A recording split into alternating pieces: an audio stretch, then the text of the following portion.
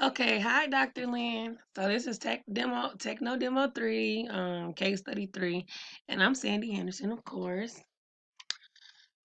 So the case study. I just kind of put the gist of it right there. I'm just gonna reread it real fast. So we can have the whole kind of explanation before we start in the project. So Mr. Jackson is a ninth grade English language arts teacher. He teaches 4 90-minute block periods each day. Each period has 15 students, all of whom attend class in person. Over the past month, Mr. Jackson students have been reading a novel of their own choice independently as part of a literature unit. The Common Core standard the class has been focusing on is the CCSSELA Literacy RL 910.3. Analyze how complex characters, those with multiple or conflicting motivations, develop over the course of a text. Interact with other characters and advance the plot or develop the theme. Next week, students will give an in-class oral presentation to their classmates about how the characters in their novel develop over the course of the story. The assignment also gives them practice with the Common Core, which is the 9 and 10.4. Present information, findings, and supporting evidence clearly, concisely, and logically, such that listeners can follow the line of reasoning in the organization, development, substance, and style are appropriate to purpose, audience, and task student and tasks. Students use PowerPoint slides and index cards with handwritten speaker notes to give their oral presentation to the class. Mr. Jackson watches each student presentation and collects their notes in a printed version of their slides in order to assess the students' understanding of character and thematic development as well as their oral presentation skills. Okay, so it's always goals and challenges. And so one of the goals where he wants to formally assess how well students are able to analyze character and thematic development. This is a complex and important skill and needs to be deeply accurately assessed. He wants to formally assess students' oral presentation skills. He wants students to learn from each other as students listen to one another's presentations. They take notes about the character and thematic development after all students have presented. And four, as a formal summative assessment, he wants to be able to give students not just a grade, but detailed feedback. So, with goals, there's challenges. Unfortunately, the students hate it. Students hate listening to other students talk for a very long time without any, fun going on in the background. It just gets boring and boring and boring. We feel that way even as adults. Um, Two, to make it more interesting, Mr. Jackson has tried other versions of the assignments. For example, one year he required students to create an art project that visually represented character and thematic development. However, it was difficult to deeply and accurately assess student literary analysis skills based on their project, and he could not assess their oral presentation skills. Exactly. It is difficult for students to remember everything their classmates present. Duh. Because for number one, they didn't listen. With 60 students, the assignments take up too much of the time. So what I propose, what we started doing last semester is fish bowls. And it's basically just a discussion with people looking outside. So that gives a teacher a way to assess the students without them feeling all awkward about presenting. And it lets the other students kind of see some conversation going on within the topic that they have to learn about. So they can get ideas from that and they can learn. And it's not so boring. So actually I will show you like a 2-minute video. It's about a 2-minute video, and then I will explain it further with this sheet at the end. I'm not going to use this right here because usually it doesn't work, and I already put it right here. So we're just going to click on that one. Uh-oh.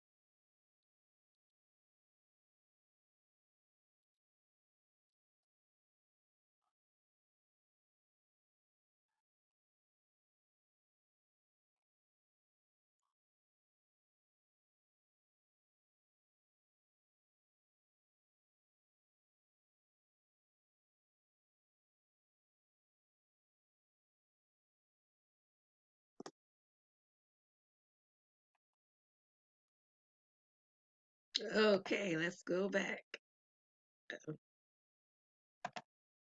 Okay. Okay. Okay, so that was just a super quick clip. And it said a lot. So that is what you want. Okay, so he said that he was having a hard time with students really not being engaged. And as you just saw right there, the students will be engaged into learning because they're forced to like listen, but they also can like, oh, okay, that's something they probably didn't know. So as long as they were sticking to the key of the goals of what he wanted them to learn as far as the ELA literacy RL 9 10.3 and to be able to formally present it. So you're still presenting it formally because you're using a language as they just said in the video, and you're staying true to your topic. Like, so he gave you the topic of what he wants to assess, and this gives the teacher time to be able to grade on the side, and you don't even know, like you're just having a conversation with a friend, and but you're still learning. So this is supposed to be my fishbowl. I couldn't find any of my old fishbowl lists. I think we turned them all in, and the class is now closed. So usually teachers give you the expectation at the top of what they want you to assess on the student you have to watch. So he has 60 students, and he was um, total, but he has 4 blocks, so he has 4 classes. So you can either break it down in half, or you can break it down as far as 5, 5, and 5 with this conversation. I think because it's literacy, you probably should do like a 5, 5, and 5 group. 5 people in, 5 people watching, maybe 5 people in the hallway, and getting their fishbowl together. And you have those people grading. So not only is a teacher grading, you're having that feedback from other students, which is what he wanted as well. So the teacher gives you the expectation at the top, and then usually the students kind of pick who they want to watch and who they want to listen to. And usually your teacher gives you these columns, and you mark how many times that student used the language, or they use the topic, or they explain literacy. So every column honestly will be different depending on what subject is being taught. um, I remember ours was, could you relate it to reading? Could you relate it to personal experience? Um, did you ask any questions there? So then that gets people talking. So in my discussion bowl, what we did was 15 minutes on, 3 minutes or 3 to 5 minutes of having a conversation with the person watching you, and then 15 or 20 minutes back on. And because he's worried about the time, it could be like 10 minutes in, or 7 minutes of talking, 2 minute break, and then 7 minutes back on. And that way he can get that time going, and it's not taking up the whole class period, but he's getting what he wants out of the classroom, and it's not putting those kids that are scared to speak on Front Street. Because when I did start first talking in front of classes, I really didn't know how to do it. I kind of was like, I'm a little nervous. You start stuttering, then you feel like you get a bad grade.